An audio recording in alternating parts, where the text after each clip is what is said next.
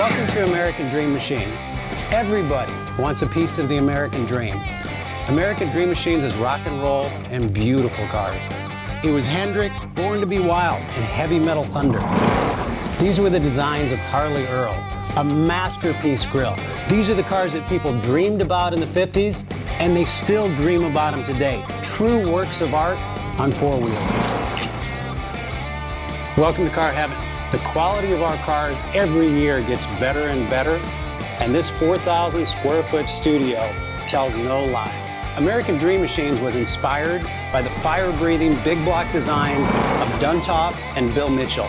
These were the baddest cars in 1967.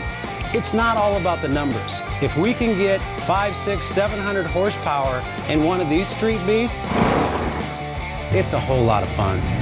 At American Dream Machines, we've purchased thousands of cars over the years, and we've learned the hard way. We had to fix them. Our mechanics and restoration staff here are the dream team, and they get 200 cars a year ready for our customers. Yes, I love that. American Dream Machines opened our doors in 2003. We've sold thousands of cars all over the country and all over the world. We have beautiful cars here, and you should own one. So you want to drive the Buick in the back?